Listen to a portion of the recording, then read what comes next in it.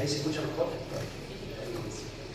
En ese contexto, bueno, les decía, fisiología de crecimiento y desarrollo, lo que ustedes me quieran preguntar, tipo, me da la impresión de que es mejor tipo gran clase de consulta, porque ustedes pregunten las cosas y yo voy respondiendo lo que se pueda responder, lo que no puedo, uno reconoce sus limitaciones y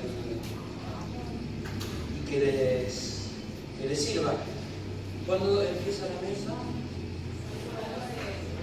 2. Ya estamos a 2 días. Bien. Bueno, ¿qué opinan? ¿Qué tienen ganas de charlar? ¿Qué les parece? ¿Hay algún tema en particular? ¿Sugiero yo? No sé. ¿De reflejos? Para no. Bueno, me piden acá una cosa muy interesante y linda, que es reflejos medulares. Está bueno el tema. ¿Quieren que hablemos un poquito de eso inicialmente? ¿Están todos de acuerdo? Después seguimos con otro tema, hasta que arda la pena, creo que hasta un tiempo hasta las 4. Bien. Bueno, mientras me traen la fibra.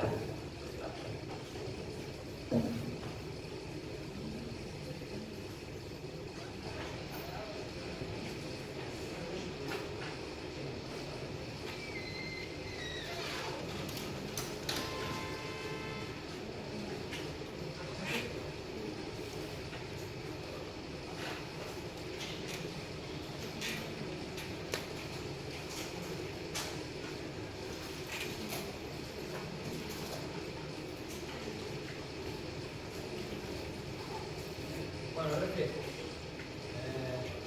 Primero, si ustedes llegan a tener que hablar de un reflejo, lo primero que tienen que decir es la definición sobre ya.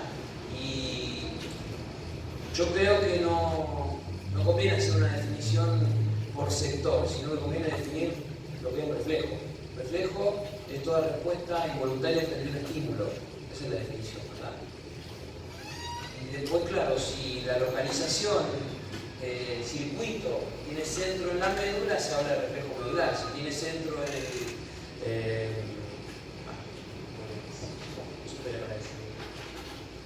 chicas se llama. Si el reflejo tiene lugar en el cerebro, será un reflejo cerebral. Si tiene en el tronco encefálico, será un reflejo troncoencefálico, etc. Pero lo importante es que sea una respuesta involuntaria frente al estímulo. Ya cualquier otra cuestión pasa a ser un acto voluntario. Y no entra dentro de la definición del reflejo. Dentro de los reflejos más simples para aprender están los medulares, que son los más cercanos a los órganos que sensan y a los órganos efectores.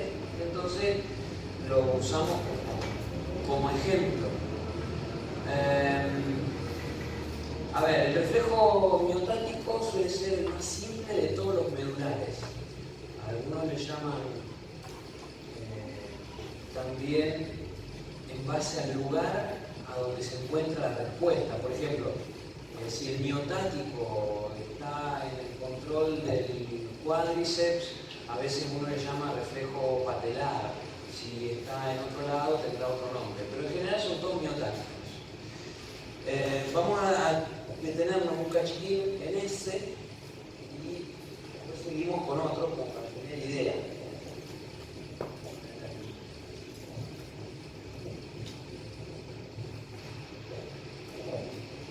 A ver,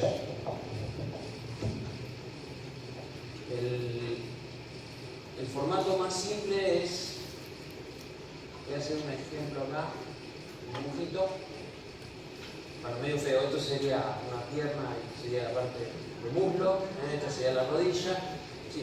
Y acá tendríamos tendones que unen a sectores de músculo, y acá tenemos este músculo que es el cuádriceps, y acá tenemos otro tendón. Vamos a usar colores.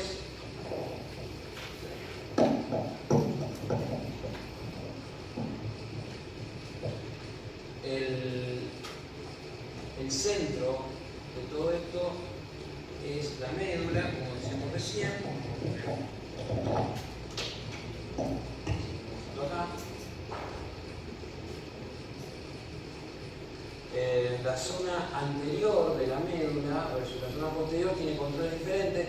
En la zona anterior hay cuerpos celulares de neuronas que llegan hasta las células del músculo. Yo voy a hacer de cuenta que este músculo en realidad tiene un montón de subsectores, pero hagamos de cuenta que acá hay una célula muscular.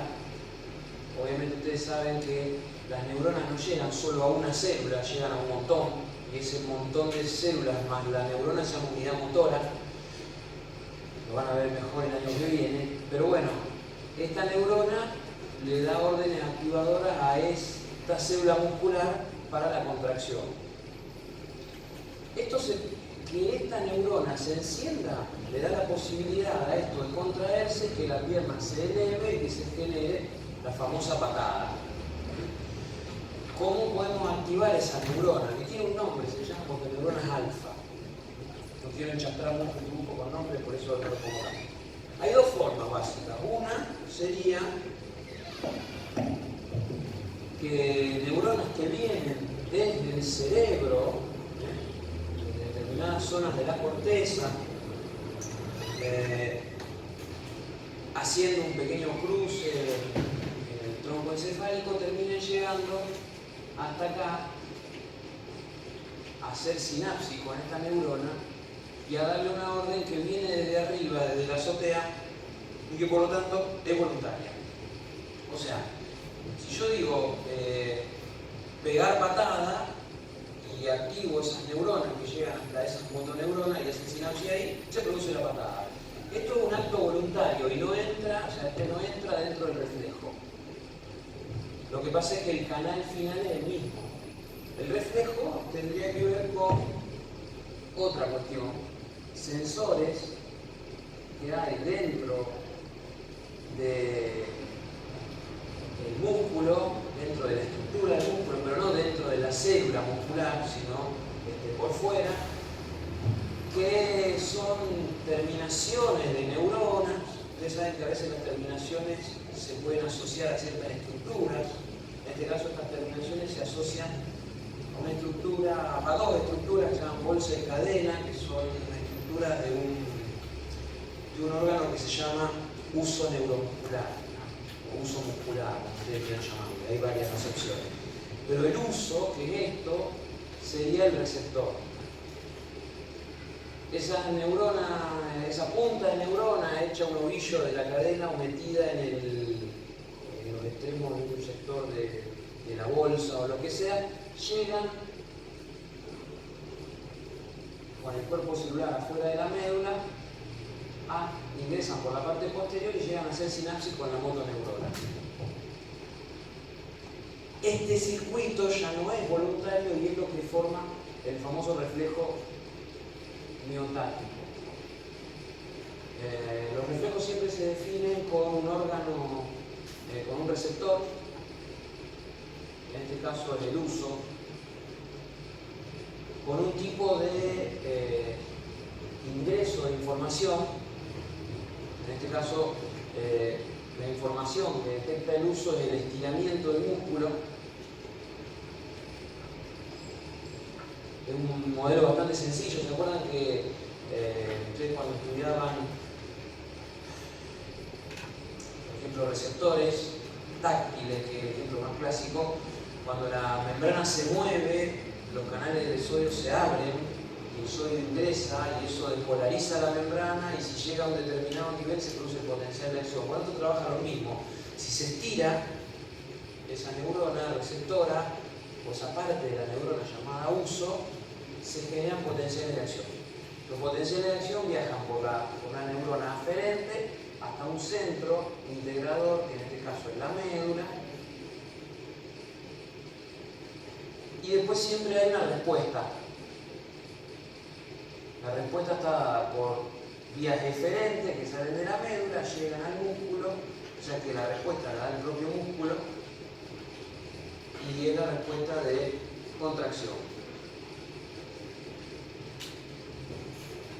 O sea, si este uso se estira, por algún motivo, viajan potenciales de acción hasta la médula que hacen sinapsis, o sea, las neuronas esas hacen sinapsis con otra y empiezan potenciales de acción que viajan hasta una zona que es la célula muscular y la respuesta termina siendo el acortamiento del músculo. ¿Está claro? Todo reflejo tiene una función. En este caso, la típica función que ustedes recolectan, que es la de tener un tipo sentado y pegarle acá con un martillito o con algo, para que eso genere un estiramiento leve en el músculo y con ese pequeño estiramiento inicial que se desencadena el reflejo y el tipo pegue la patada, ustedes le llaman reflejo patelar, en realidad no es la función. O sea, eso es una evidencia de que el reflejo existe y que a los médicos nos viene súper bien. Porque si nosotros empezamos a hacer esos reflejos en cada uno de los lugares diferentes del cuerpo, podemos saber que los nervios que llevan información y traen a ese sector andan bien. Entonces yo diría, bueno, los nervios que salen más o menos de la zona de la puerta lumbar y que llegan hasta acá, trayendo y llevando información, o sea, hacia los dos lugares, están sanos, y ese pequeño sector de la médula está sano, si yo le pego ahí y detecto el movimiento. Pero esa no es la función. La función de este reflejo es mucho más compleja y tiene una utilidad enorme y es la base de la postura, del mantenimiento de la postura. O sea, si yo tengo esto en cada célula muscular, en cada músculo de nuestro cuerpo, cada músculo de mi cuerpo, puedo mantener una función motora que es muy importante que se llama tono muscular, que genera la posibilidad de luchar contra la gravedad. A ver, el ejemplo sería este. Pónganse que yo estoy ahora acá, no existiese este mecanismo y mi cabeza se empieza a ir hacia adelante porque pesa más adelante. Bueno, por mi nariz, por ejemplo, un poquito más grande de lo normal. Entonces, se empieza a ir para adelante. Y yo, mientras estoy hablando, tendría que darme cuenta que mi cabeza se está yendo para adelante y tendría que decir, cabeza, váyase para atrás 5 grados, para atrás. Pero cuando la tiro para acá atrás, mientras estoy hablando con usted, me doy cuenta que está atrás la cabeza. Entonces digo, no, pará, traigamos los músculos adelante. Todo ese despelote yo no lo puedo hacer pensando, mucho menos dándole una clase a ustedes. Tampoco podría hacer lo mismo con todo el resto de los músculos del cuerpo. Entonces, el control es automático. Cuando los músculos de acá atrás, del plano posterior del cuello, se empiezan a estirar producto del peso de mi cabeza hacia adelante, el uso neuromuscular de esos músculos detecta el estiramiento, las órdenes llegan a la médula, que en ese lugar estarán acá arriba, no acá abajo, y hay una respuesta refleja de que se contraigan los músculos. Entonces, mi cabeza empezó a ir para atrás, se contraen automáticamente. Ahora, se estiraron los de adelante. Al estirarse los de adelante, otro reflejo miotático para contraerlo. Cuando se contraen los de adelante, se tiran los de atrás, otro reflejo, hasta que en un punto queda estable. ¿Entienden? O sea, es esto hasta que en un momento queda estable. Los músculos de atrás y los de adelante están en un permanente estado de contracción gracias a este reflejo luchando contra la gravedad. Se dice que los músculos de atrás y los de adelante tienen un tono muscular. Un tono, un estado permanente de contracción. Lo mismo pasa en el resto del cuerpo, si no, nosotros no podríamos mantener el equilibrio tan fácil. Sería lo mismo que poner una escoba acá, que si uno la suelta se cae. ¿Me sigue? Entonces, la función de este reflejo es mantener el tono o generar el tono muscular, que es importantísimo para la postura, para el control de la postura, que es obviamente involuntario. Yo no puedo estar pensando todo el día en mantener una postura determinada frente a la gravedad. O sea, si nosotros no tuviéramos tono muscular, que la definición de tono es el estado permanente de contracción muscular, el estado permanente de semicontracción, dicen algunos textos, otros dicen de contracción, no podríamos estar luchando contra la gravedad. ¿De acuerdo? Fíjense, el reflejo más simple, nosotros decimos monosináptico porque tiene una sola sinapsis, bineuronal, porque tiene dos neuronas, y monosegmentario, porque afecta a un solo segmento de la médula, ya es re importante. Y tener razón por preguntar, o que charlemos este tema, porque dentro de los reflejos es el que más se toma en los exámenes. Pero porque es re importante, súper importante. El año que viene van a tener un laboratorio de fisiología donde trabajan un poco más esto, pueden jugar incluso a obtener los reflejos y todo eso. Pero por ahora la información que tienen que manejar es esta. También el año que viene van a ver que este tono muscular puede ser graduado y a veces puede tener más sensibilidad o menos sensibilidad dependiendo de cuán estirada está previamente esta estructura llamada uso. Si los usos están muy estirados, antes de que se estire el músculo, ya son muy sensibles, van a disparar un potencial de acción mucho antes, o van a disparar más potencial de acción. Y si están más contraídas, menos. Hay unas motoneuronas que vienen también por la médula, pero que vienen de la estructura del cerebelo y del tronco encefálico, y de los ganglios de la base, que llegan, las motoneuronas delta, las habrán capaz que visto en el libro, y que llegan hasta el uso y contraen unas fibrillas que tienen el uso en los extremos y hacen que se pueda estirar o contraer. Y cuando esas motoneuronas están muy a full, mandando muchos potenciales, ese reflejo anda más fuerte, vamos a decir en palabras criollas. Entonces,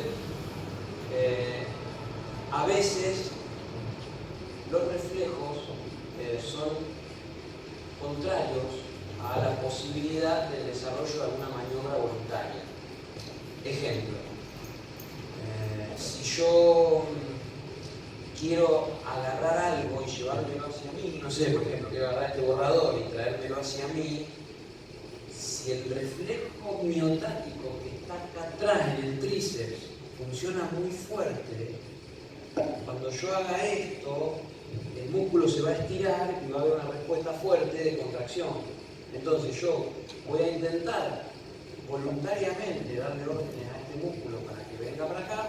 Voluntariamente también se le dan órdenes de inhibición al tríceps, vamos a hablar correctamente, bíceps y tríceps.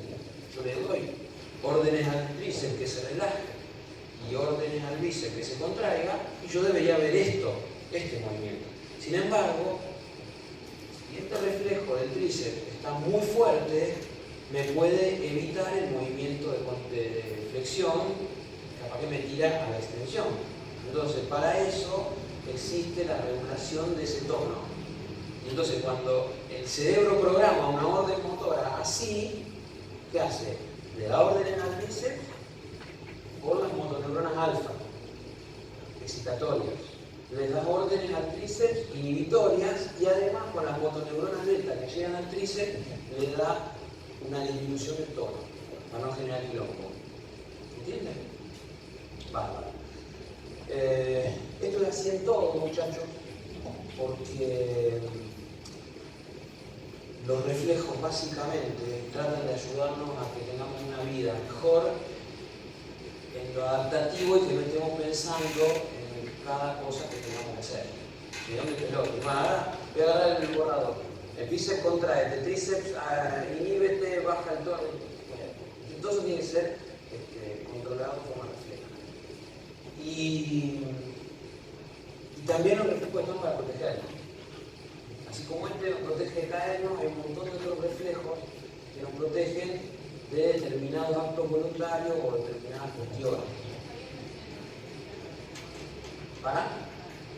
Sí, por supuesto. Yo creo que sí. Ella me pregunta si los reflejos, si uno puede decir así en líneas generales, por supuesto, que los reflejos sirven para preservar la vida, sí. Sí. Están conceptualizados dentro de la percepción de que hay vida mientras haya reflejos. De hecho, vos podrías bloquear la médula a través de un accidente o un corte medular, por ejemplo, y los reflejos estos de ahí para abajo siguen funcionando. Sin depender, por supuesto, quedan en un estado latente sin control de densidad, digamos, o de fuerza o de intensidad. Las motoneuronas delta no van a llegar nunca a darle más o menos tono, el tono va a ser siempre el mismo, pero existe.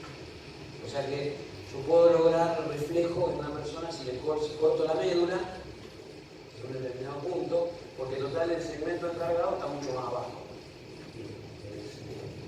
Es una cuestión de preservación de la función. A ver, reflejo hay un montón más, aparte de tiene el reflejo miotático inverso, lo habrán visto, que también es una cuestión de preservación. Si quieren lo repasamos en un segundo, como para que ustedes puedan dar cuenta de que conocen algunos reflejos, ¿no? Mínimos. Por ejemplo, el miotático inverso. Este reflejo es así.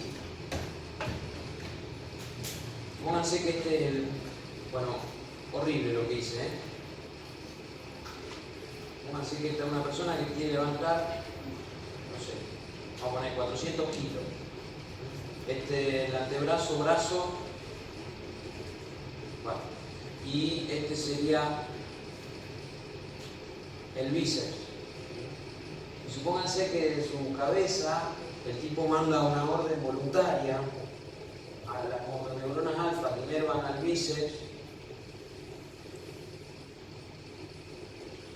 para que la información llegue acá y el bíceps se estimule para levantar esos 400 kilos. Esto estaría en el marco de una médula. Vamos a ponerlo un poquito más acá.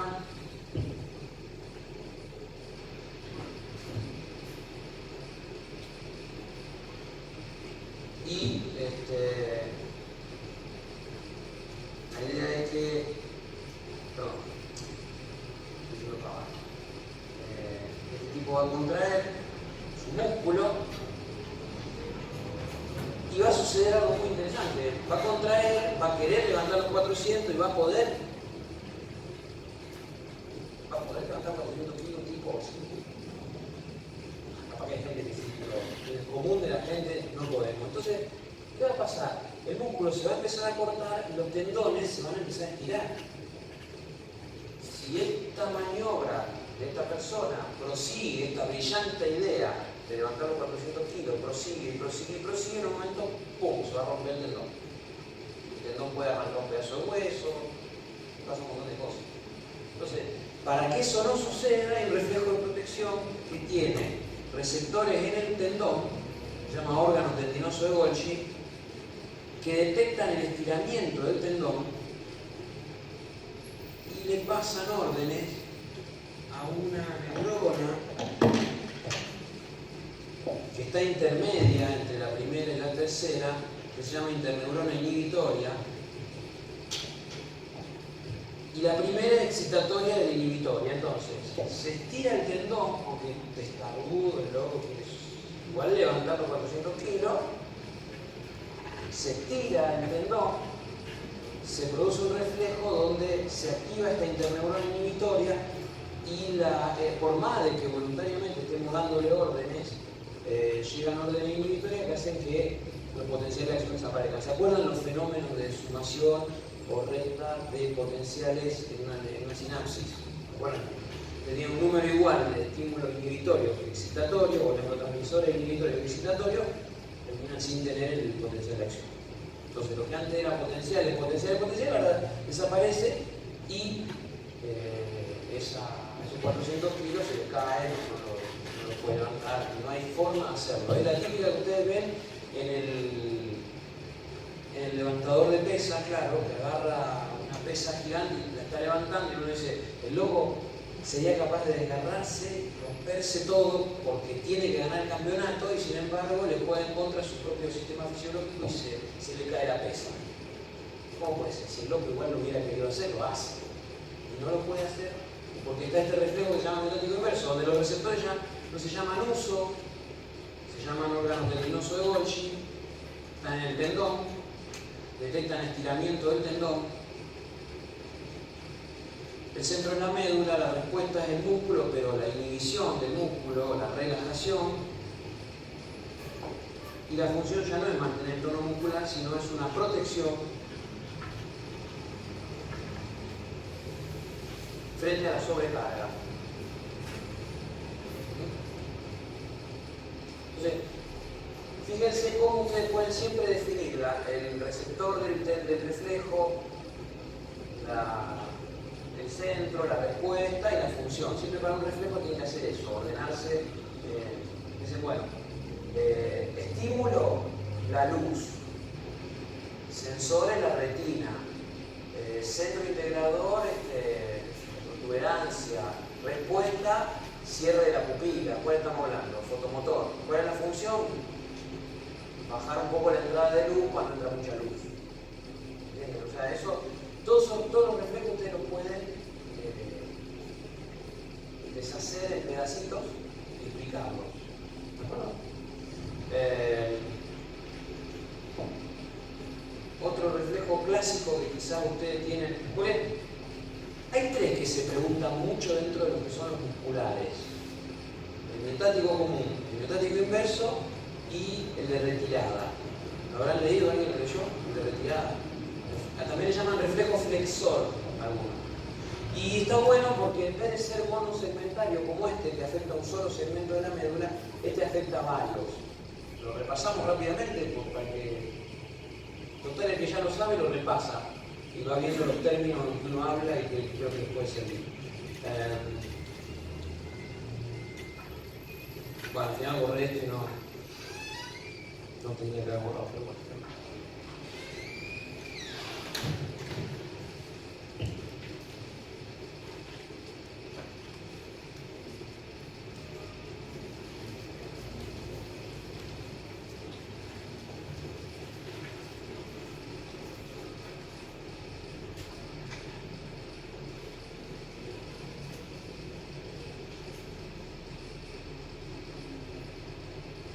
Nunca ha sido una característica mía dibujar bien.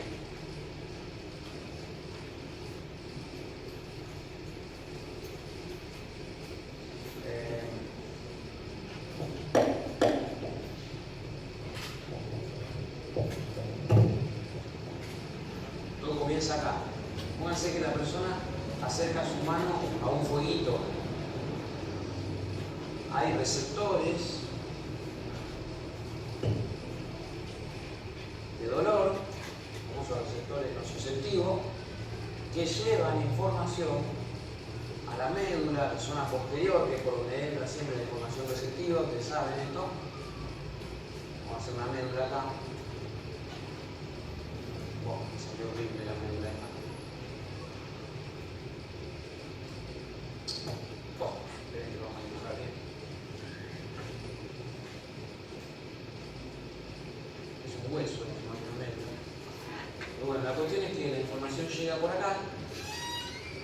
Y bueno, tendrá sus quehaceres después esta neuronita, que ahora vamos a ver, pero una de las cosas más notorias que ustedes saben desde que son chiquitos es que esta información va a subir.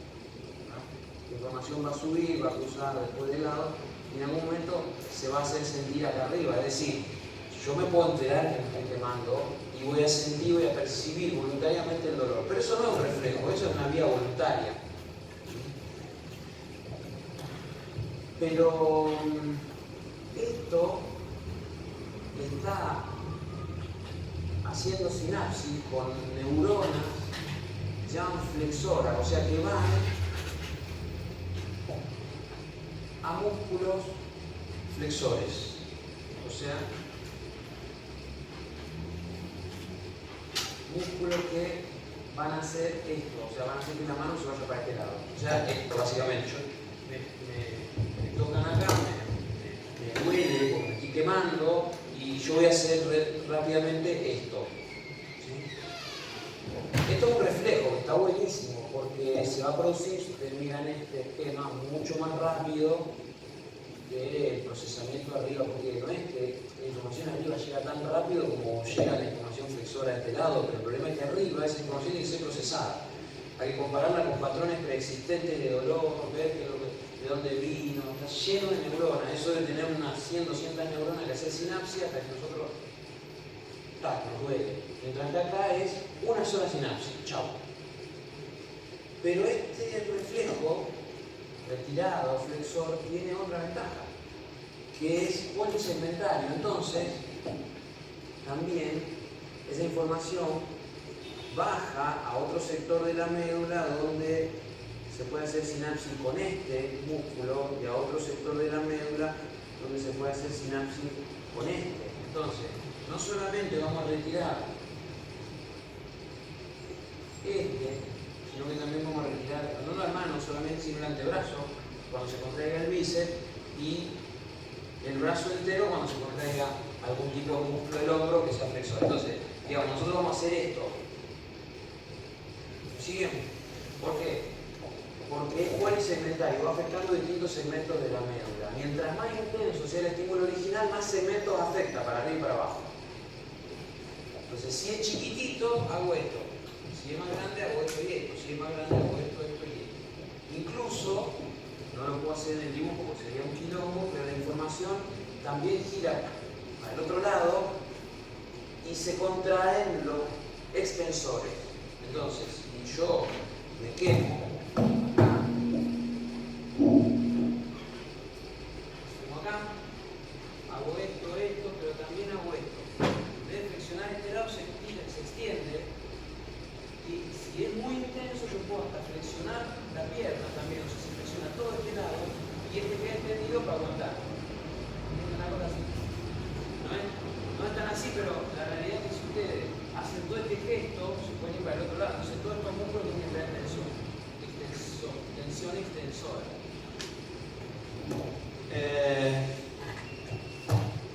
Y todo esto ocurre antes de que yo emita la puteada o o la sensación de comer.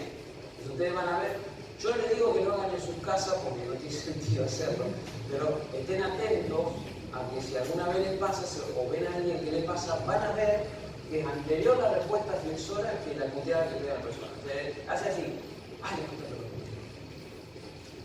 O sea, el gesto y el haber comprendido que me quemé es muy posterior al reflejo. Los reflejos son rápidos, por eso, bueno, son preservadores de la vida. Hay otros más, por ejemplo, a ver, miren, si yo me estoy, yo empiezo a caer hacia adelante, por más de que esté pensando en otra cosa, apoyo los brazos, seguro.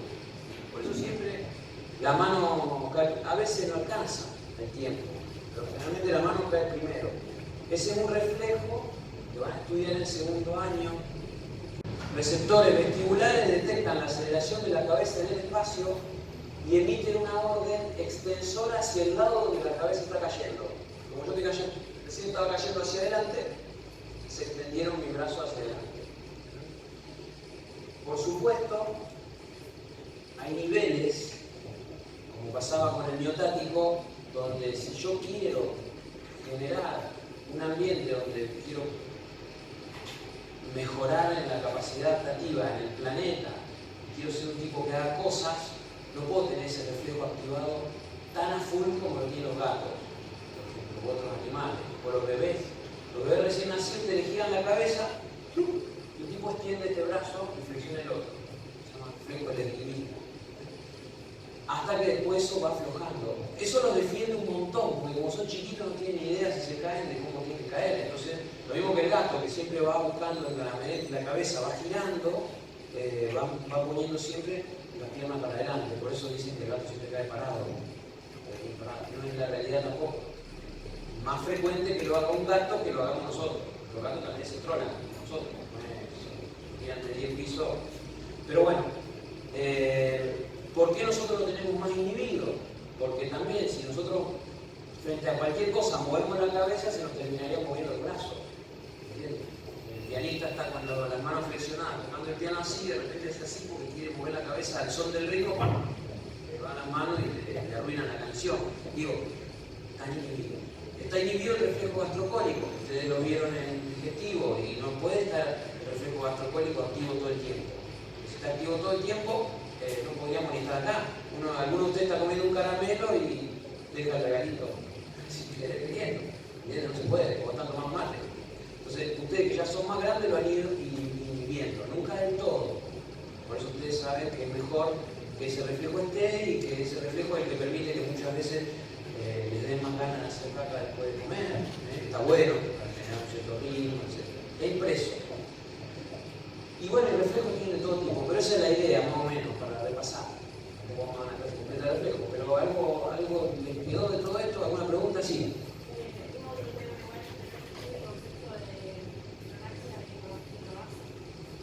Sí.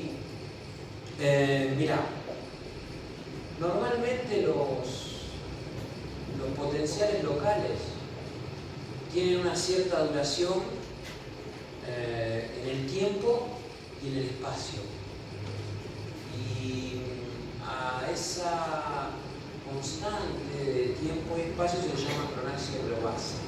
Yo tengo ahora, para darle exactamente el valor oficial, no me acuerdo. Yo creo que son conceptos más que nada que se dan en física que en fisiología. Y los dan bien en clase de física, ¿viste? Que describen todo el potencial, todo bien lo que sea. De todas maneras está bueno sí que recuerden que los potenciales se llaman justamente locales porque recorren un corto periodo, una cierta duración. No me acuerdo si el 27% de la cronaxia, no te quiero mentir en el porcentaje, pero sí está bueno el concepto de que uno lo que ve en los papeles, una experiencia, es un valor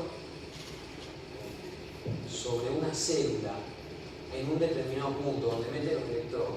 O sea, si yo de repente estoy midiendo en una neurona con el electrodo acá y el electrodo acá, bueno, lo conecto a un aparatito,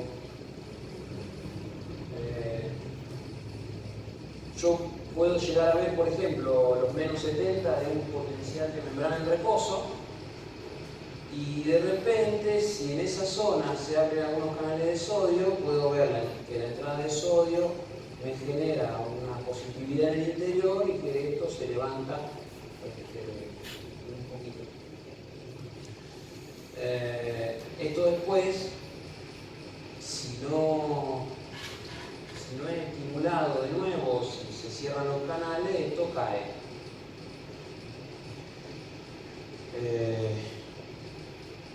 Pero eso tiene siempre una duración determinada, que es una constante en función de la magnitud que tuvo. Si es más grande o más chiquito, va a tener una mayor o una menor duración, por ejemplo, en el tiempo, pero con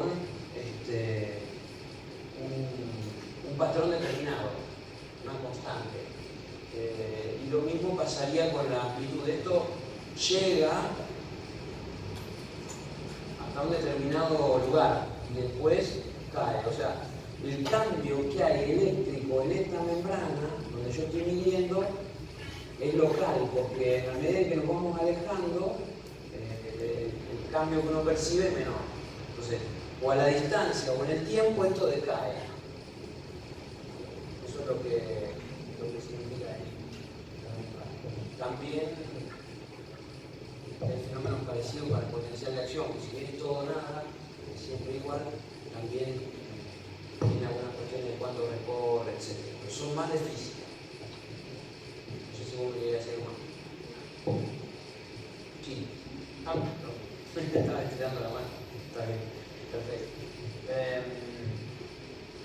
Igual lo que usted tiene que saber es que el local decae en el tiempo y en el espacio, para diferenciarlo del potencial de acción, que una vez que se desarrolla no decae nada, sino que sube hasta el máximo, puede caer. Un fenómeno muy distinto. ¿Qué más? No sé si tiene alguna otra duda, si sigo con algo yo. Hay muchos temas, ¿no? Hay que desarrollar. muchos, sí.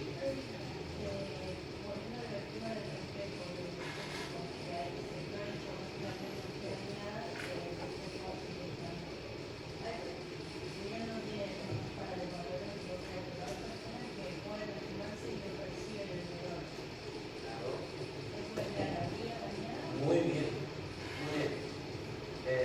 La pregunta de ella está re buena y tiene razón ella, es más que nada para pensar en los patológicos, pero está bueno hacer ejercicio. Si vos tenés una persona que ha sufrido un daño medular acá, por ejemplo un corte en esta sección, producto por ejemplo de un accidente de tránsito, que caso más típico donde se secciona la médula, por la diferencia que hay entre la cabeza y el tórax, por ejemplo, en el asiento, se llama efecto cizalla. Ahí, esta persona, si se quema, puede tener este reflejo de retirada funcional y ni siquiera percibir que se quemó. No va a percibir que se quemó o dolor porque esto está cortado. Lo mismo no le podrá dar una orden motora a su miembro para que camine o para que haga su movimiento de una patada, pero sí podrá estar el tono muscular funcional. Lo que pasa es que está claro que esa persona le va a costar mucho incorporarse, mantenerse, si no tiene ningún tipo de control muscular. Pero el tono existe. Es más, como se cortan las motoneuronas delta, generalmente el tono queda más fuerte. Así que en general, cuando hay un corte medular, vos tenés un paciente con hipertonía. Puede hacer reflejo patelar y ve una patadota gigante, no la que normalmente pegamos en cualquier momento de un examen clínico normal. Pero lo que se abole es lo voluntario, no sé si está bien dicho, bueno, lo que se daña es lo voluntario, tanto para recibir como para dar, y los reflejos, si son medulares, siguen funcionando.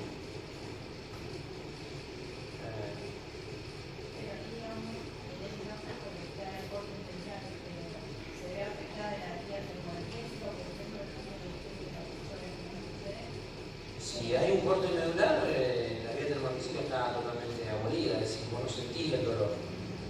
Podés tener algún reflejo de retirada, un flexor, pero no vas a sentir dolor. Ese es uno de los grandes problemas de la neurología. La neurología hace 50, 60 años está tratando de ver cómo puede resolver un problema de estos algún día con, o sea, reproduciendo neuronas o viendo cómo hacer para que ese puente se vuelva a agitar. Porque todos deseamos que se genere cuando hay un accidente de esto.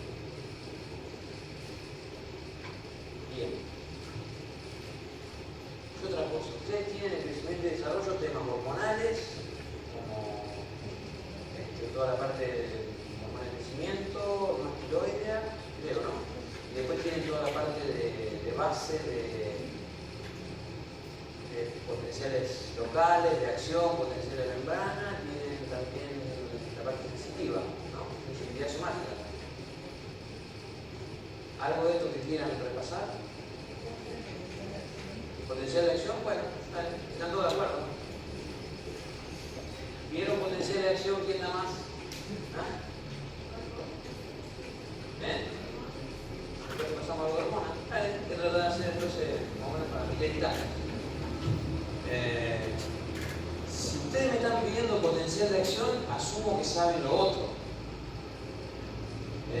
Pero hago un repasito ultra breve.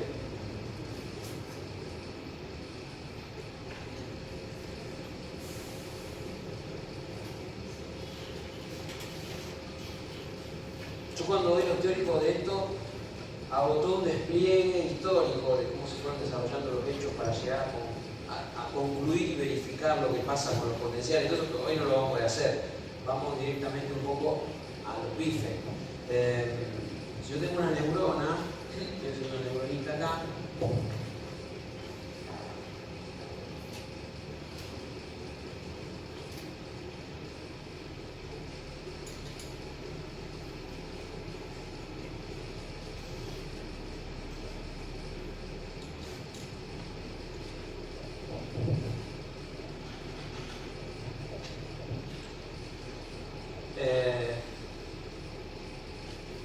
en algún punto, generalmente esto es siempre así, hay algo que inicia la secuencia eléctrica en una neurona. Es decir, la electricidad espontánea que hay en una neurona se llama potencial de membrana en reposo, y eso está, pero para cambiar esa historia y llegar al potencial de acción necesito algún estímulo. Potencial de membrana en reposo, lo voy a hacer acá abajo para que se entienda mejor, tiene que ver con una pequeña entrada, muy pocos canales abiertos de sodio, que permiten un ingreso positivizar el interior, y una gran e importante salida de potasio. O sea que permanentemente potasio fugando en grandes cantidades y muy poquito sodio entrando. Eso genera un desbalance eléctrico en la membrana que permite entender por qué el interior es más negativo que positivo. Básicamente, si uno lo quiere ver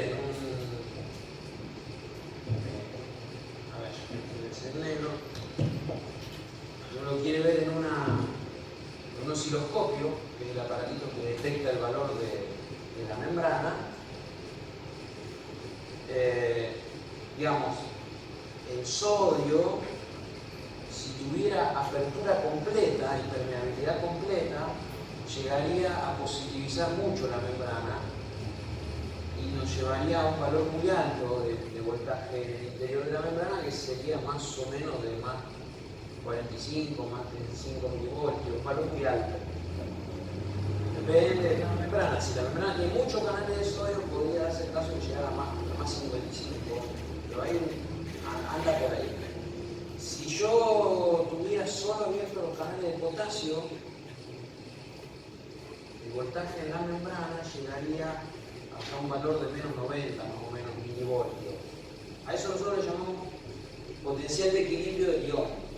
O sea que si un ion tiene altísima permeabilidad y está en concentraciones diferentes como para pasar, lo que va a generar es el potencial que llamamos potencial de equilibrio. En ese equilibrio se pone en juego que el sodio entra, que positiviza acá, pero después la positividad de acá, que resulta de esa diferencia química, también genera que no entre en tanto sodio porque se repelen, y ahí se habla de la diferencia eléctrica, y entonces se habla del equilibrio electroquímico. Es decir, el sodio puja por entrar y al entrar evita que entre, porque como es positivo, cada vez que quiere entrar más positivos son repelidos porque los positivos se repelen. Entonces hay un momento en toda esa entrada donde se logra un equilibrio, se llama equilibrio electroquímico. Ese equilibrio electroquímico logra llevar la membrana a más 45. Con el potasio pasa lo mismo, el potasio se fuga en grandes cantidades y al fugarse hay un momento que también la fuga cesa un poco porque si se llena todo el positivo afuera y el negativo adentro, el potasio tiene más que quedarse adentro. Pero bueno, estos son los resultados del equilibrio. En las células nuestras siempre hay, cuando están en reposo, una gran cantidad de canales de potasio abiertos y muy poquititos de sodio. Por lo tanto, el sodio no logra llegar al equilibrio electroquímico, porque hay muy poca permeabilidad. Para que se logre el equilibrio electroquímico tiene que haber permeabilidad en la membrana. Entonces, lo que se logra es una cosa intermedia, más o menos, que está mucho más cerca del potasio, que se llama potencial de membrana en reposo, que a veces es solo el valor del potasio, menos 90, por ejemplo, si la membrana no tiene canales de sodio abierto, y si tiene algunos canales de sodio abiertos será un poquito más alta, menos 70, menos 80. Ese valor, que yo ahí lo estoy dibujando como si fuera menos 70, está en equilibrio y es permanente porque el potasio se fuga y el sodio entra. Pero para que esto siga fluyendo, necesitamos que algo del potasio baje, el potasio que se fue vuelva a entrar, y que el sodio que entró vuelva a salir, y ahí juega la bomba de sodio-potasio. ATPasa, con ATP. Si no estuviese la bomba, fantástico lo que vos estás diciendo. En algún momento el sodio entraría a todo y no haría más diferencia de... O sea, se equilibrarían las concentraciones. Tendrían lo mismo dentro que afuera y deja de haber ingreso de sodio. Si vos no tenés diferencia de concentración, no tenés potencial. Lo mismo pasaría con el potasio. El potasio se empezaría a ir cada vez menos adentro, más afuera, hasta que entran en equilibrio y dejan de moverse. Si dejan de moverse, deja de haber potencial. Acuérdense que para que haya potencial tiene que haber dos cosas. Diferencia de concentración a ambos lados de la membrana y permeabilidad. Cualquiera de las dos que falte, no hay potencial. Entonces, La bomba lo que te asegura es devolver al potasio adentro y devolver al sodio afuera para que siga habiendo diferencia de concentración que permita mantener el equilibrio. O sea, la bomba no es la que crea el potencial, es la que lo mantiene.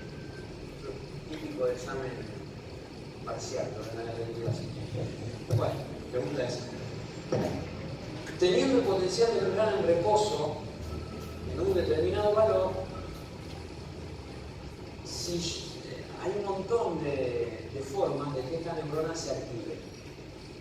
Si esta neurona fuera una neurona mecánica, por ejemplo, receptora de tacto, se va a activar abriendo canales de sodio cuando se deforme la membrana.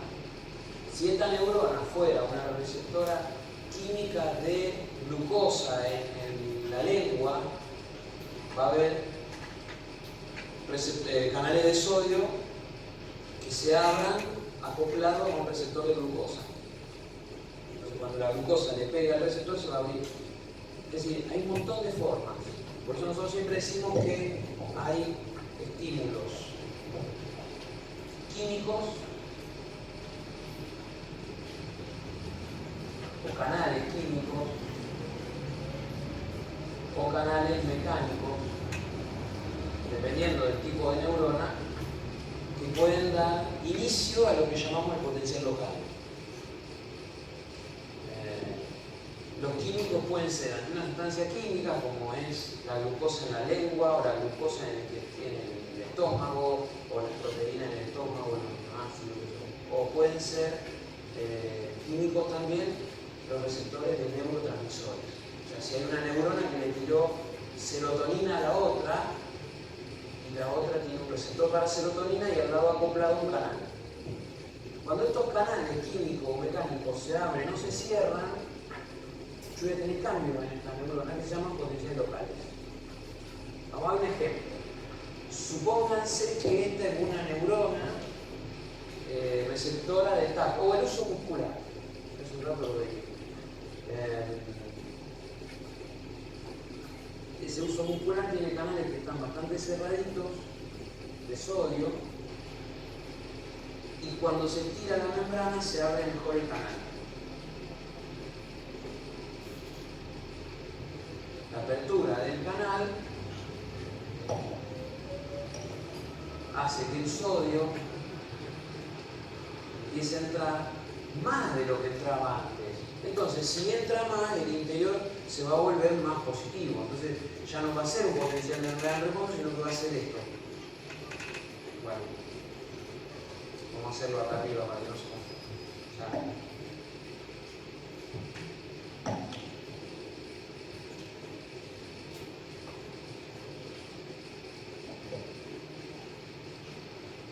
O sea que ahora teníamos un potencial de membrana en reposo, pero cuando el estímulo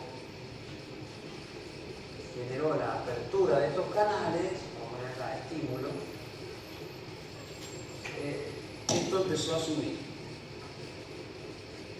Y capaz que de menos 70 ahora está en menos 50. Subió. Si el estímulo es más chiquito, en vez de 3 canales, estoy diciendo pavada, no son 3, ¿no? Van a ser miles de canales, pero si en vez de 3 fuera 1, ese potencial es un tercio del otro.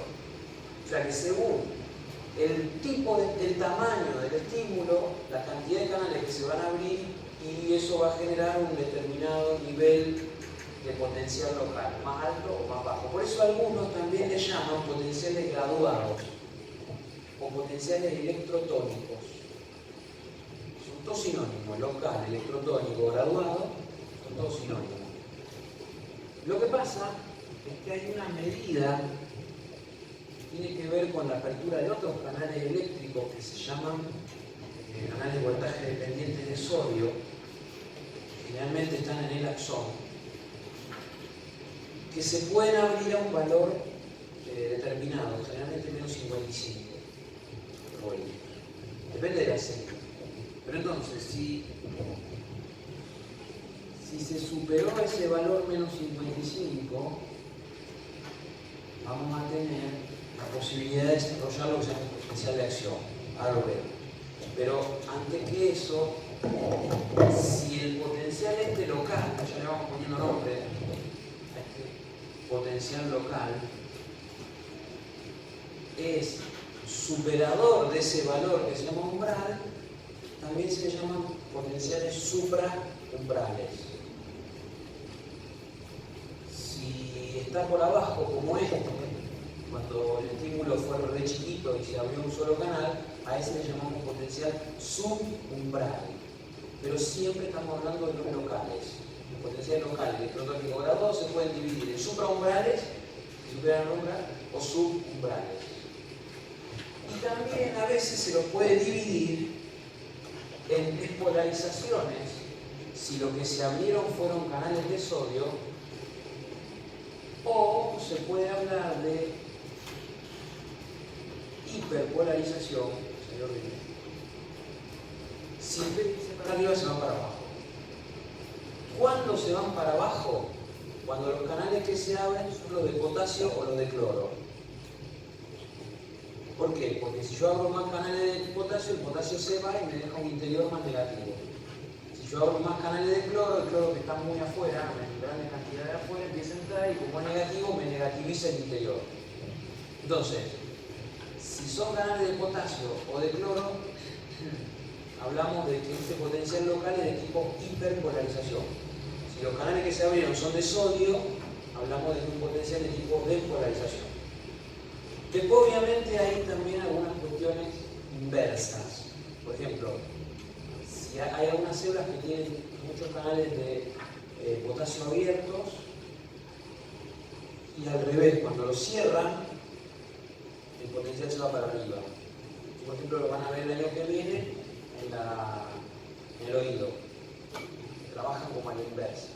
Pero si ustedes piensan en la apertura de canales, que es lo que tienen que pensar este año, si ustedes abren los de potasio y los de cloro, hiperpolarización. Abren los de sodio, despolarización. Si esa despolarización supera el umbral, hablamos de potencial supraumbral. Y ese potencial va a disparar lo que vos preguntaste, el potencial de acción. Hay unos canales, o sea, si en toda esta zona yo tengo un voltaje en el interior que es de menos 55, vamos a poner menos 50, o sea que supera a esos menos 55, que es el umbral, estos canales que están acá, están cerrados, se llaman canales de sodio, voltaje dependiente, que se abren a menos 55, se van a abrir, porque ya hemos superado el voltaje. Entonces, cuando estos canales que están en la zona se abren todos en simultáneo, que son un montón de canales, el sodio ya entra a borbotones acá adentro, llegando hasta ese equilibrio del sodio, que es más 45, que es el máximo al cual se puede llevar la membrana. Más 45, más 55, más 25, dependiendo del tipo de célula. Pero no importa, ustedes fijen un valor y díganlo, no va a pasar nada. Llevar la membrana a ese más 45 violentamente registra acá un gráfico muy diferente, porque antes nosotros mostrábamos una ondita que subía, que si la dejábamos bajaba. Por ejemplo, si yo este potencial local lo dejo, en un momento baja, chao. Pero si superó el umbral, lejos de bajar, lo que va a hacer es esto. Va a subir violentamente hasta más 45, va a superar el 0. Y ahora ya vamos a estar hablando de que eso es parte de un potencial de acción. En algún momento, cuando se llega a más 35, más 40, se cierran esos canales de sodio que se abrieron. O sea, acá lo que hay es este fenómeno, apertura de canales de sodio, voltaje dependiente. Cuando estamos llegando acá arriba hay un cierre de esos canales de sodio, voltaje dependiente. Y cuando estamos por ahí también hay una apertura de canales de potasio, voltaje dependiente. O sea que miles y miles de canales de voltaje de potasio se abren a más 40, más 45, entonces ¿qué pasa? El potasio que estaba acá adentro empieza a salir a borbotones afuera y violentamente cae el potencial hasta menos 90, más o menos, los valores muy bajos. A esos valores, más o menos, cuando se vuelven a cerrar estos canales, y después...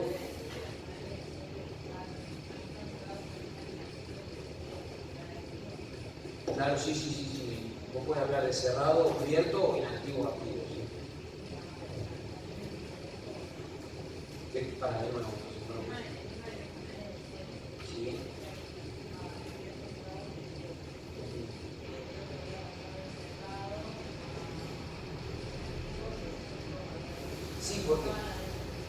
Sí, porque el canal tiene una serie de procesos internos por los cuales funciona. Lo mismo que la bomba. Yo recién dije la bomba, pero la bomba tiene todo un formato de trabajo. El canal también. Si lo querés mencionar está bien. No, vamos a dar un proceso así fuerte. Uno puede dejar de saber que el iniciador del potencial local es un canal de voltaje dependiente de sodio, que se abre más o menos a menos 55, menos 50 minutos. Vos podés decir que esta es la fase de despolarización del potencial local, esta fase de bajada es la repolarización, y después viene un periodo que se llama hiperpolarización tardía, que es un periodo complejo donde se llega al potencial de membrana en reposo después de que la bomba durante un tiempo logró reacomodar la carga eléctrica. Pero todo ese complejo del potencial de acción tiene ciertas características. Primero te digo las características y después vamos a ver para qué sirve el potencial de acción. En realidad lo más interesante de esto es para qué sirve. Pero tiene algunas características. Siempre llega hasta el mismo valor. O sea, siempre llega hasta un mismo máximo. Por eso, y además el potencial de acción solo existe si vos pasás el umbral. Por lo tanto, algunos le dicen que es del todo o nada. Es decir, o está o no está.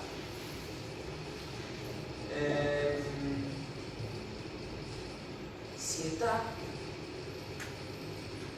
va a llegar hasta un máximo y después va a decaer. Mientras esté en el máximo y decayendo más o menos hasta por acá, durante todo este periodo, hablamos, por los textos hablan, de que no es posible generar otro sobre ese. Entonces uno dice que está en periodo refractario absoluto, es decir, le refracta la célula, no le frega, ¿entienden? No puede haber otro. Le refracta. Se llama periodo refractario absoluto. Ahora, si están por acá, con un nivel alto de energía en algunos otros lugares, con un nivel más alto de energía, o sea, necesitarían superar mucho más que el umbral, pueden llegar a generar un nuevo potencial de acción. Y por eso a este periodo se llama periodo refractario relativo y a este se llama periodo refractario absoluto. ¿Cómo sería eso? Yo le tengo que dar más energía, o sea que si yo quiero acá, en este momento, generar un potencial de acción de nuevo, tengo que darle un potencial local más alto, no este que llegaba hasta acá, o bueno, hasta acá, sino que tengo que darle uno más grande. Y si es más grande y gatilla un nuevo potencial de acción, la amplitud de ese potencial de acción, que sería esto, es más chico. O sea que en el periodo refractario relativo, la altura del potencial de acción queda en forma neta achicada, pero a la altura llega. Por eso no podemos decir que los tamaños de los potenciales de acción son siempre iguales, porque si yo estoy tratando de sacar un potencial de acción en periodo refractario relativo, me va a quedar un potencial de acción más chico. Pero de todas maneras, lo que importa no es ese tamaño, sino haber llegado hasta el pico para la función del potencial. Vamos a la función del potencial, que es lo que más me importa, ¿sí?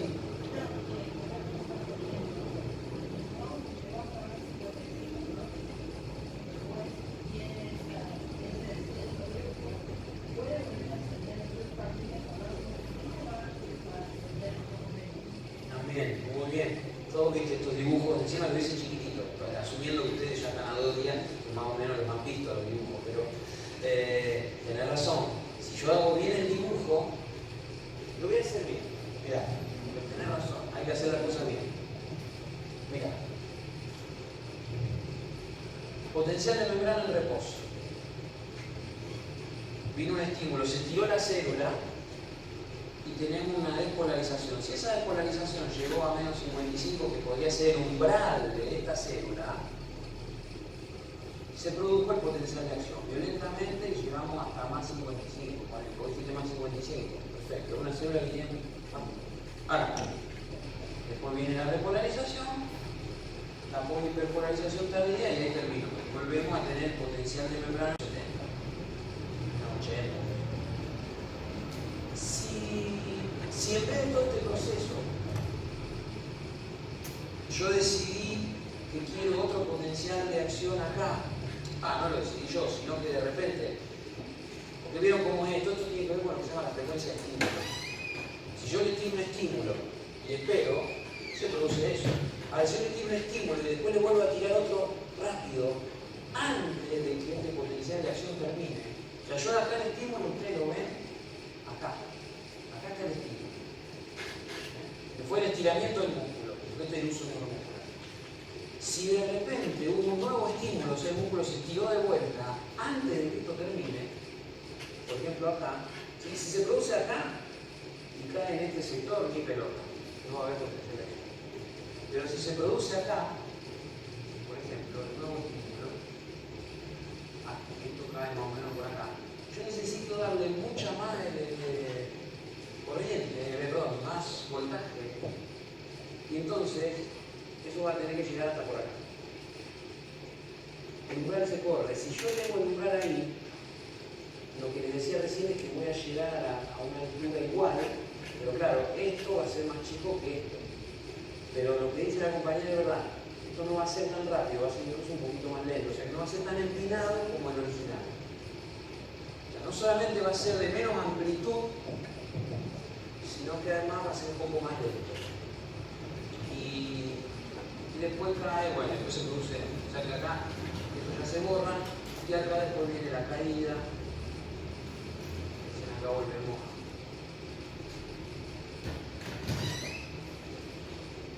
al original.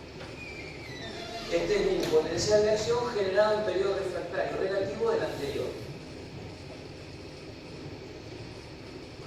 Perdón, me interrumpí.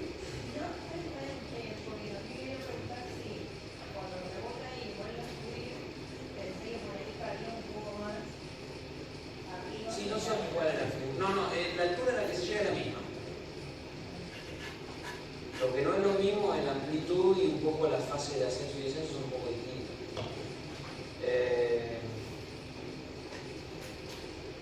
Y otra cosa, ¿a qué sirve? En realidad lo que tenemos que plantearnos es para qué sirve.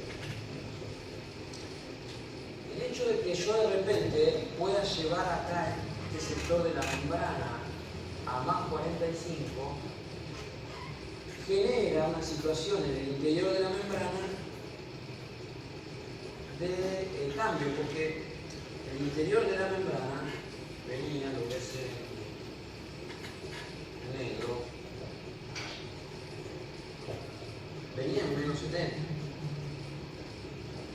O sea, todo el interior de la membrana estaba en potencial de reposo. Entonces, de repente, tener más 45 acá y tener menos 70 acá, vamos a ponerlo acá para que se entienda mejor, y habiendo líquido de por medio, genera una corriente eléctrica. Porque los potenciales están hechos para generar corriente, bueno, ven un huevo a la gallina, pero si acá tengo menos 70 significa que acá tengo mucha negatividad, y más 45 acá significa que tengo menos negatividad. ¿Se acuerdan que el potencial lo que mide un poco la cantidad de electrones que hay? Entonces, si yo tengo muchos electrones en este lado y menos acá, se establece lo que se llama una corriente eléctrica que va por el interior de esa célula, de ese cilindro, hacia donde hay más positividad. En el camino, ese voltaje va cambiando, menos 70, menos 60, menos 50, menos hasta llegar a más 45 grados. En algún punto va a estar en menos 55 y los canales de sodio, voltaje dependiente que estén acá, cerraditos, a menos 55 se van a abrir. Y al abrirse, el sodio que está acá va a empezar a entrar a borbotones y me va a generar un nuevo potencial de acción. Este era el que estaba acá, pero yo ahora acabé con uno nuevo y no necesito de un potencial local, sino que simplemente el traslado del que estaba acá. Por eso nosotros usamos un término muy lindo en fisiología que es el de autopropagación. Bueno, la autopropagación de los potenciales. Entonces, si yo tengo uno acá, y chao, ahora repite, se va a ir generando en toda la membrana. Incluso, si esto diera la vuelta, hipotética, cuando llegamos acá, todavía estamos en periodo refractario absoluto del primero, por lo tanto, se detendría. O sea, si viene un fenómeno dentro de lo que nosotros consideramos fenómenos de retroalimentación positiva, porque una vez disparado uno se disparan todos, en algún momento el asunto se va frenando. Si no, seguiría dando vuelta eternamente. Pero es muy rápido, la autopropagación es más rápida que el primer potencial. O sea que si yo tengo un potencial acá, mientras este se está produciendo, ya tengo uno acá, tengo otro acá, tengo otro acá, tengo otro acá. Bueno, y al final lo que yo quería era que ese potencial llegue acá. Porque si yo tengo un potencial de acción acá, y bueno, puedo generar una respuesta, y pude haber trasladado un estímulo, inicialmente fue químico o mecánico, hasta el final de la neurona.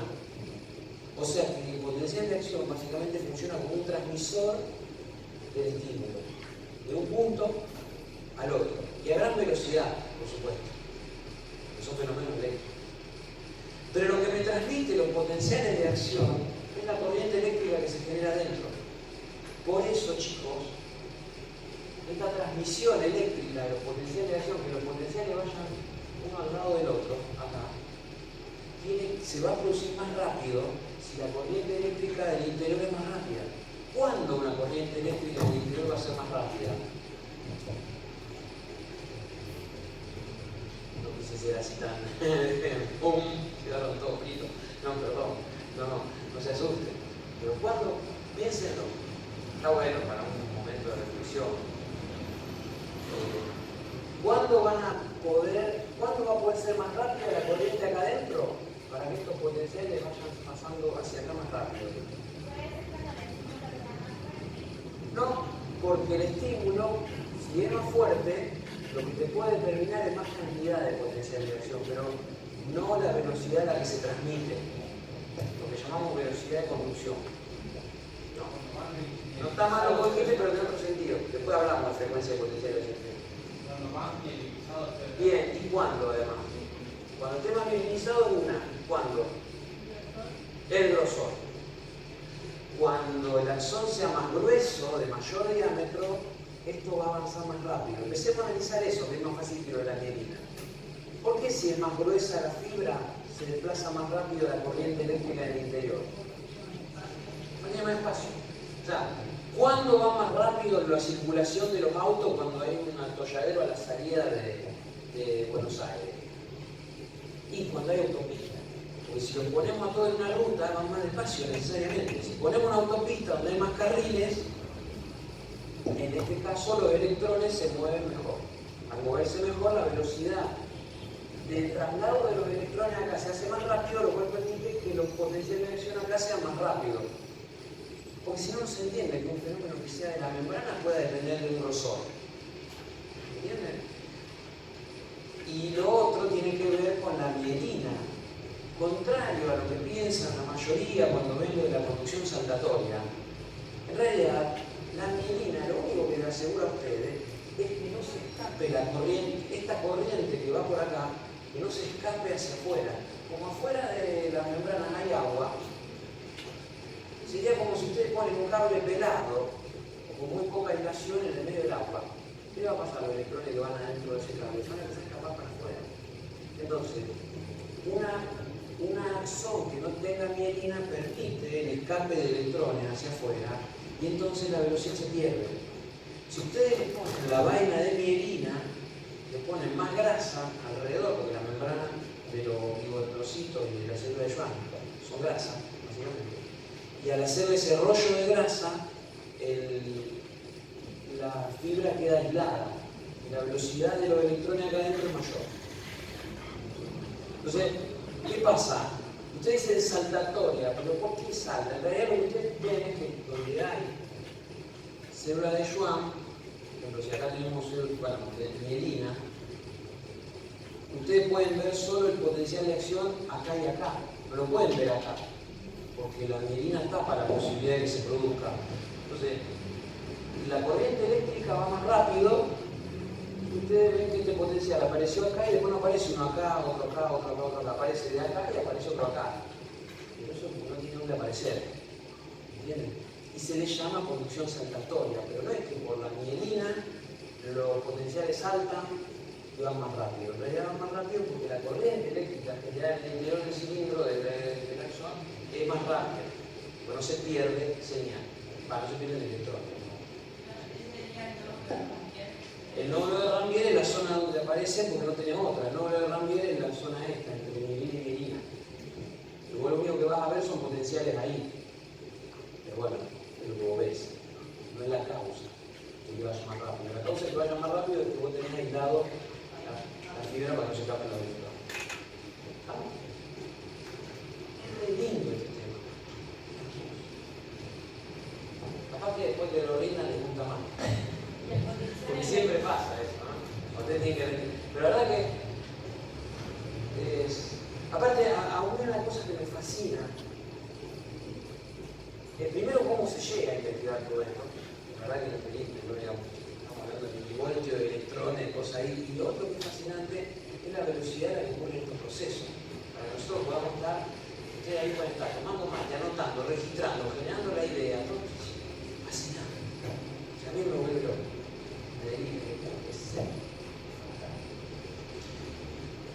Bueno, más o menos esto es lo que puedo hacer resumen de potenciales. ¿Qué hora es? Son 3:30 más o menos. Un cálculo. Bueno, también hay un reloj biológico que funciona también con estas cosas raras, pero esperamos. Hacemos la media hora final para hacer algún raconto de las hormonas. ¿Qué parece? ¿Están de acuerdo, chicos? ¿Están por ahí? Sí, nada.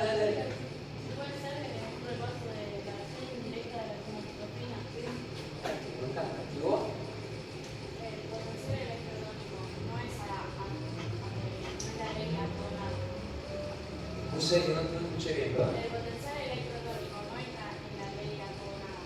Claro, fantástico, porque este potencial local que está acá puede ser grande o chico, se llama local, electrotónico o graduado.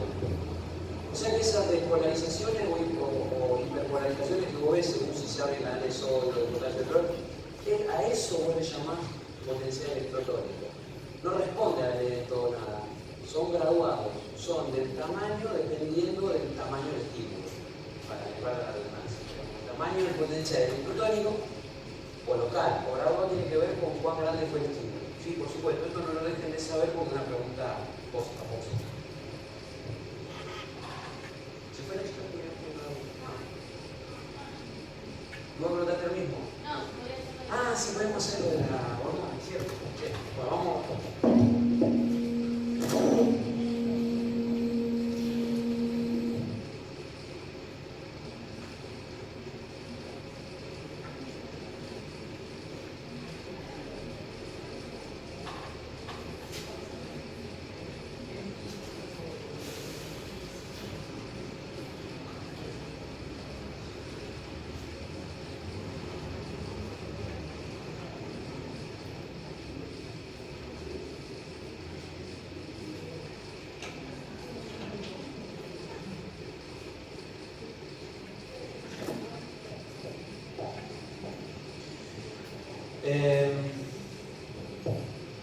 La hormona de crecimiento por GH o STH, somatotrofina, el GH también viene un poco de inglés, grow es crecimiento, hormón.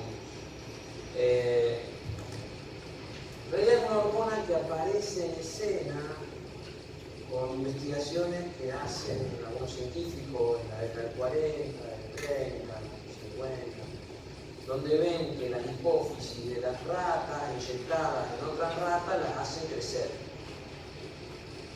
Inyectadas, por supuesto, ahora se murieron. Esas investigaciones se van afinando hasta que en un momento se descubre que no es toda la hipófisis de una rata inyectada en otra, sino que una sola de las sustancias que produce la hipófisis, fraccionada por electroforesis o por lo que sea, una proteína, es la que produce ese cambio. A partir de ahí se le empieza a llamar hormona de crecimiento.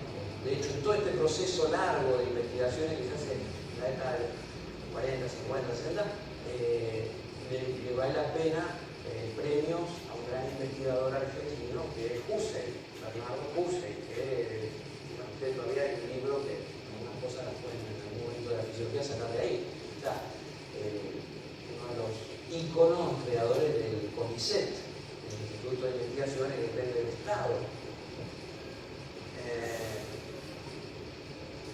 Pero claro, en esa época nadie se imaginaba que después no iba a ser una hormona exactamente de crecimiento, iba a ayudar al crecimiento a través de la estimulación de otras hormonas, o de otra, la más importante es la IGF-1, ahora vamos a ver, o la somatomedina.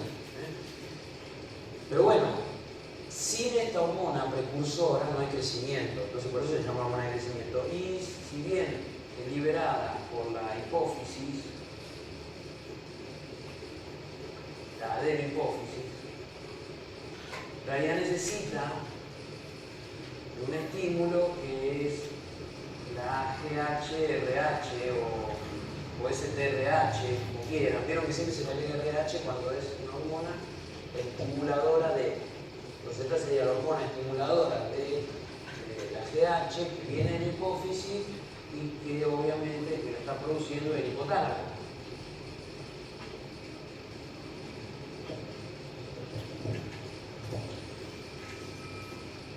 La hormona STH tiene muchas funciones, hay muchas células blanco de esta función. Se distribuye en sangre, es proteica, soluble por ser proteica, no requiere transportador y viaja. Las acciones tienen que ver con los lugares donde pega.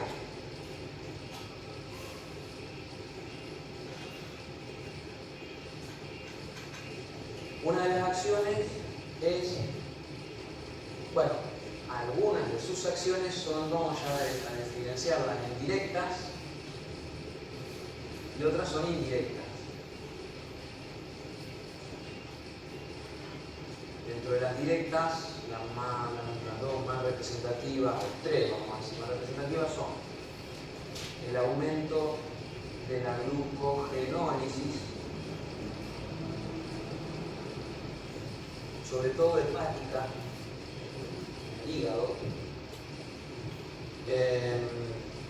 un poquito genera una acción parecida a la del cortisol, que después van a ver en el que viene, de disminución de la entrada de glucosa a algunas células, sobre todo células que se llaman no insulinosensibles, porque están a las células insulinosensibles, o sea, las células a las cuales en nutrición ustedes vieron que la insulina les abre los canales de glucosa,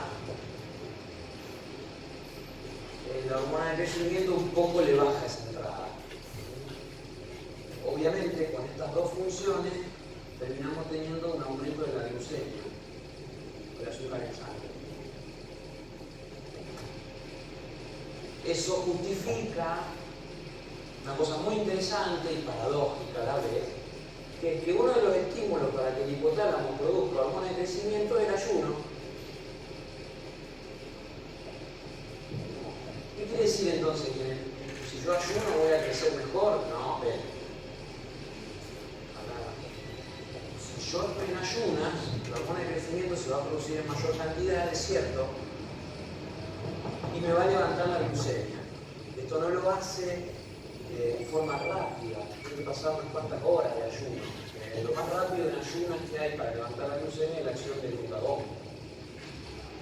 Pero si no alcanza el glucagón y la persona sigue sin comer, después de 1 o 2 días, los niveles de hormona de crecimiento son bastante altos para favorecer esta glucogenólisis, que se rompan los depósitos hepáticos de glucógeno y empiece a haber glucosa libre.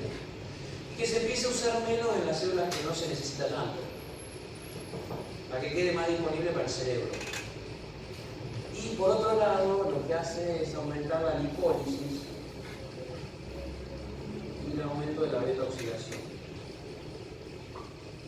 O sea que si yo estoy con la hormona de crecimiento alta, voy a quemar grasa, lípidos, ¿se acuerdan? Los triglicéridos, y se liberarán ácido graso, y esos ácidos grasos van a ser quemados con la beta-oxidación.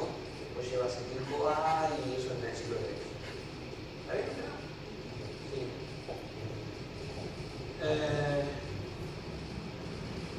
Y esto obviamente es muy importante ocurriendo en el ayuno, porque si yo en el ayuno incluyo la entrada de glucosa a muchas células, y después la glucosa poca que hay hacia el cerebro, necesito que las otras células vivan de las grasas. Entonces la acción es coherente para un ayuno. ¿Cuáles son las acciones indirectas de la hormona de crecimiento? Son estimular en el hígado, vamos a hacer un hígado medio chiquito acá, la formación de un compuesto llamado, bueno, yo voy a poner compuestos, como somatomedinas.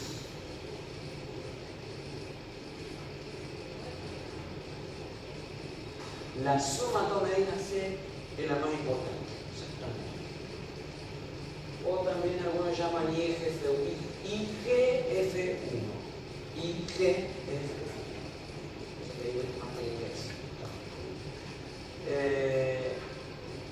Pero hay varias, no quiero dejarle la exclusividad a la C. Pero por ejemplo, la que se mide para medir la actividad de una persona que tiene problemas de crecimiento es la somatomedina C. Las somatomedinas, estas, van a generar básicamente dos cosas importantes. Una es el aumento de la síntesis proteica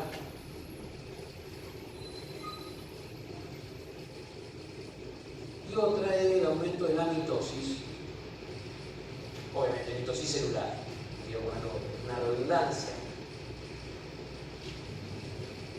Si aumentamos la mitosis y aumentamos la síntesis proteica, los tejidos crecen. Y esto, muchachos, es a lo largo de toda la vida. Es decir, los tejidos tienen que crecer bajo la acción de estas hormonas porque si no entran en una etapa llamada involución, porque como la muerte celular va invadiendo los tejidos, porque la muerte celular es normal en nuestro cuerpo, si no estuviera esto, los tejidos entran en una regresión que se llama atrofia.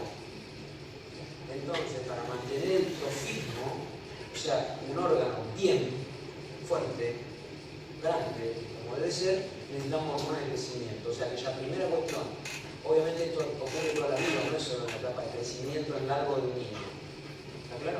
Segundo, para que haya síntesis proteica en mitosis, tiene que haber, obviamente, un consumo, no puede ser que esto se produzca en ayuna. O sea, que también otra forma de estimular la hormona de crecimiento es la ingesta de aminoácidos. Si una persona consume aminoácidos, en general uno consume aminoácidos sueltos, ¿verdad? Uno consume proteínas, pero digo, si se detecta en el hipotálamo una mayor concentración de aminoácidos en el plasma que viene de una ingesta proteica, se produce más hormona de crecimiento. Obviamente, se produzca por acá o por acá, la hormona de crecimiento va a actuar, va a haber más hormona de crecimiento y yo voy a tener más somatomedinas. Pero para que esto se produzca, para que haya síntesis proteica, yo voy a tener que haber comido aminoácidos. Por lo tanto, va a estar estimulada la síntesis proteica y la mitosis en ayunas, pero no va a haber sustrato para hacerla. O sea que en ayunas va a estar todo estimulado, pero no voy a crecer. El niño que crece, o nosotros si mantenemos nuestro cuerpo, lo mantenemos cuando comemos esos aminoácidos para que se libere hormona de crecimiento, pero que además haya sustrato para hacer esto. ¿De acuerdo? Y cuando esto se produce, también de acá sale energía que puede ser útil para esto. Obviamente, cuando esto no tiene sentido, porque estoy en ayuna, esa energía va a ir para otro lado. Pero si yo estoy comiendo proteínas y tengo esta energía, la puedo usar para esto. ¿Entienden? O sea que no es una hormona totalmente catabólica ni totalmente anabólica. Bien, entonces esa síntesis proteica sirve para varias cosas, para mantener lo que se llama el trofismo de los órganos, y después obviamente dentro de esto para el crecimiento óseo.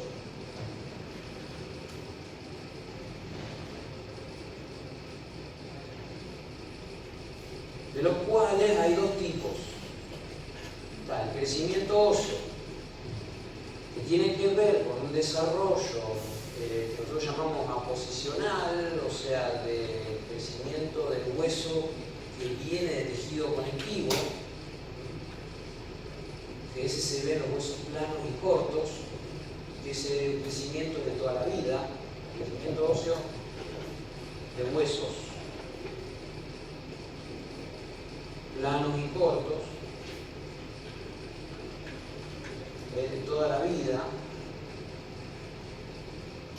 Por eso nuestra cabeza sigue creciendo toda la vida, y por eso a la final del campeonato tenemos la cabeza siempre un poco más grande que cuando éramos jóvenes. Las manos siguen creciendo un poco más, vemos que los ancianos tienen manos más grandes. Y también siguen creciendo algunos cartílagos, por ejemplo, la oreja, la nariz, los ancianos. Es un crecimiento que se llama aposicional, que viene del tejido conectivo, y el otro, que más nos mueve acá, porque tampoco mueve, que es el crecimiento óseo, que tiene que ver con los cartílagos de crecimiento, con un tipo de crecimiento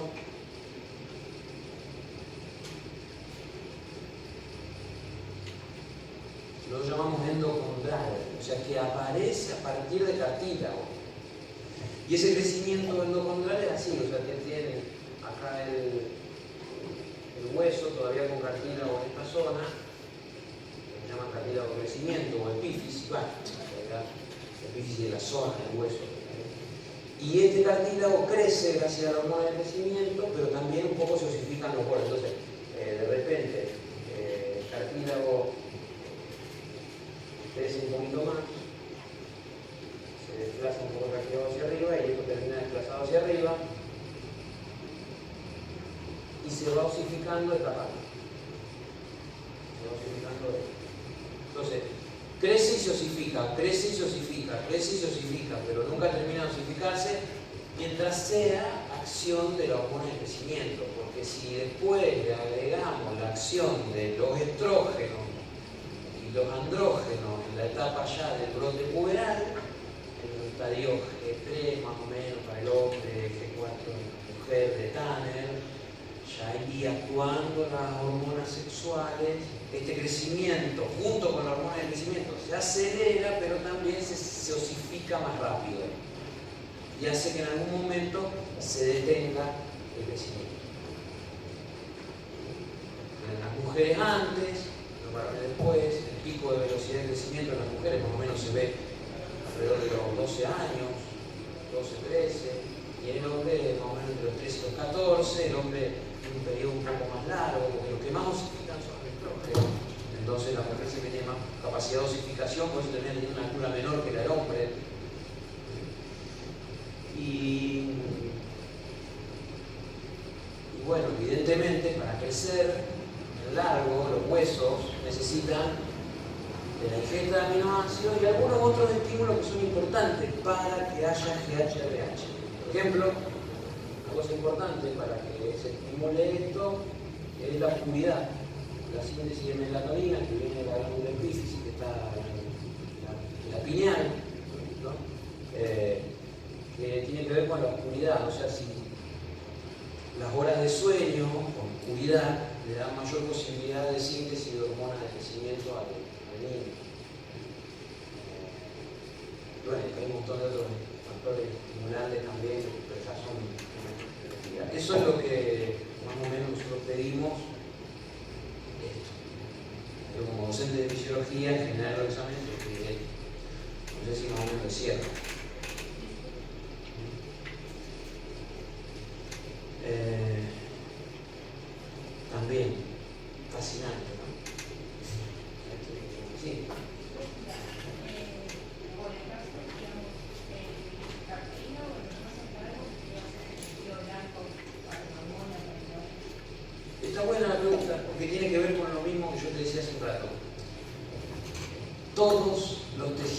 son blancos de la somatomedina C. Lo que pasa es que es impactante ver el crecimiento en largo. Bueno, por supuesto, no en todo el mundo, pero en general es impactante porque uno se escucha cómo crece, cómo se agranda el tejido, pero no es el único. Vos también vas a tener crecimiento cerebral, crecimiento renal, crecimiento hepático, porque todos están siendo blancos y tienen receptores para somatomedina C o las otras somatomedinas. Lo que pasa es que es muy impactante el crecimiento del cartílago de crecimiento y del hueso largo, pero ojo con eso, te puede llevar a una equivocación, es decir, el órgano blanco de la somatomedina son los cartílagos de crecimiento, no, son todos los órganos, todos los órganos. En un niño vos tenés hasta los 2 años participación de la hormona de crecimiento y de las hormonas tiroideas en el crecimiento general, óseo, nervioso, etc. Después pasa a tener una preponderancia muy importante la hormona de crecimiento sola, por supuesto siempre acompañada por insulina, porque para que haya aumento de la síntesis proteica necesitas insulina, siempre. O sea que la somatomedina C en eso tiene una acción muy similar a la insulina, por eso durante años se llamaban factores de crecimiento similares a la insulina. Y después, cuando vos ya tenés un chico que empezó el desarrollo testicular o una niña que empezó su telarca y largaron los estadios de Tanner G2 para arriba, o ahí ya tenés hormonas, testosterona y estrógeno que te aceleran esa velocidad, junto con la hormona de crecimiento. Pero después de que están cerradas las epífisis y ese chico o chica no crecen más, igual la hormona de crecimiento sigue funcionando toda tu vida para mantener el recambio óseo, para mantener el hígado que siga grandote, los pulmones grandotes, los vasos grandotes. No se te empieza a atrofiar todo el cuerpo. Y por eso, perdón, si un chico tiene una hormona de crecimiento aumentada, puede crecer un poco más. Y si un grande, y ahí está el gigantismo, y si un grande tiene la hormona de crecimiento aumentada, no va a crecer en altura, porque ya están cerradas las epífisis, pero sí va a tener un mayor crecimiento de la cabeza, de los cartílagos de la oreja, las manos, dando lo que se llama acromegalia, o sea, un agrandamiento de lo que está por fuera.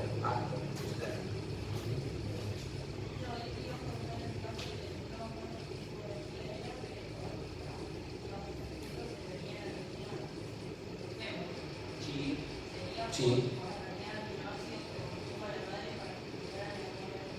Sí, exacto. Esto no es solamente el niño, sino que hasta es intraútero. Sí.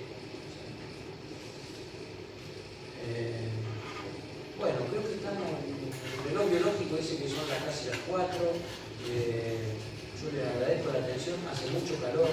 Estamos en un plan de decanato tratando de poner aire acá acondicionado, esperemos que lo podamos lograr. Estamos primero con la etapa de construcción de un nuevo aula allá arriba para poder mejorar, y también los baños, que es la próxima etapa del bicicletero, porque el baño estamos necesitando con extrema urgencia, pero esto también, por el calor que nos. Espero que no hayan pasado muy mal la clase.